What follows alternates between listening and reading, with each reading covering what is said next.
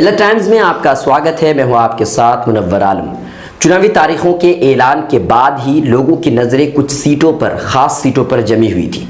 कुछ सीटें hot seat बन गई थी। उन्हीं में से बिहार की एक सीट थी, किशनगंज की सीट, क्योंकि अख्तरुल ईमान यहाँ पर ऑल इंडिया मजलिस-ए-इत्तेहादुल मुस्लिमीन के कैंडिडेट के तौर पर यहाँ पर चुनाव लड़ रहे थे। मुसलमानों की तादाद यहाँ पर 60% से ज़्यादा है, तो लोगों को ये लग रहा था कि यहाँ पर अख्तरुल ईमान की जीत होगी, ऑल इंडिया मजलिस-ए-इत्तेहादुल मुस्लिमीन की जीत होगी, क्योंकि ऑल इंडिया मजलिस-ए-इत्तेहादुल मुस्लिमीन ने सिर्फ 3 जगह अपने कैंडिडेट उन्होंने उतारा था। उनमें से एक औरंगाबाद और हैदराबाद के साथ साथ किशनगंज में भी अपना कैंडिडेट ऑल इंडिया मजलिस-ए-इत्तेहादुल मुस्लिमीन ने उतारा था। लेकिन इस उम्मीद के बरखिलाफ अख्तरुल ईमान की यहाँ पर जीत नहीं हुई है, बल्कि उम्मीद के बरखिलाफ यहाँ पर जीत हुई है। कांग्रेस की डॉक्टर मोहम्मद जावेद की जीत हुई है, जिनको वोट मिला है 3,46,209 और वोट फीसद की अगर हम बात करें तो 33.06% वोट जो है डॉक्टर मोहम्मद जावेद को मिला है। दूसरे नंबर पर हैं सैयद महमूद अशरफ, जो जनता दल यूनाइटेड से कैंडिडेट थे, जिनको वोट मिला है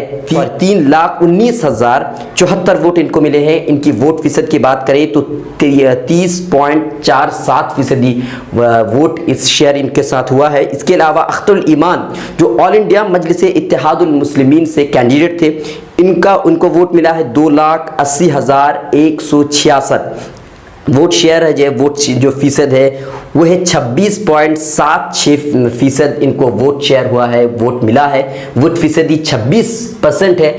तो अख्तरुल ईमान तीसरे नंबर पर है, दूसरे नंबर पर जनता दल यूनाइटेड रहे हैं। इसके अलावा अगर हम बात करें तो यहाँ पर कैंडिडेट 14 थे और उन्होंने ही छोटे छोटे जो कैंडिडेट थे, छोटी छोटी पार्टियों के जो कैंडिडेट थे, इन्होंने ही खासा वोट को काटा है, क्योंकि हर पार्टी को 3,000 से ज़्यादा वोट मिला हुआ है। अब देखिए कि बहुजन समाज पार्टी के जो कैंडिडेट इनको 6,000 से ज़्यादा वोट मिला है। ऑल इंडिया तृणमूल कांग्रेस की जो कैंडिडेट है उसको 5,000 से ज़्यादा वोट मिला है। आम आदमी पार्टी को 9,000 से ज़्यादा वोट मिला। इसके अलावा जितनी भी छोटी छोटी पार्टियां हैं सबको 3,000 से ज़्यादा वोट मिले हैं। तो इसका मतलब ये है कि कहीं ना कहीं इन छोटी पार्टियों ने एक वोट काटने का काम किया है। यानी वोट की तकसीम होने की वजह से अख्तरुल ईमान तीसरे नंबर पर चले गए हैं। वो वोट तकसीम ना होता तो यकीन मानी हो सकता है कि अख्तरुल ईमान दूसरे नंबर पर आते और मुकाबला कर पाते, लेकिन वोटों की तकसीम होने की वजह से अख्तरुल ईमान पूरी तरह से पिछड़ गए हैं। यहाँ पर सिर्फ उनको 2,80,000 वोट ही मिल पाए हैं, जो कि उनकी वोट फीसद है 26%। मिलत टाइम्स की वीडियोस देखने के लिए यहाँ क्लिक करके सब्सक्राइब करें और हाँ, बेल आइकन जरूर दबाएं। अगर फेसबुक पर देख रहे हैं तो पेज लाइक करें। ताज़ा तरीन खबरों और मज़ामीन के लिए विजिट करें हमारी वेबसाइट www.millettimes.com। हमारी ये वेबसाइट उर्दू, हिंदी, इंग्लिश तीनों लैंग्वेज में मौजूद है।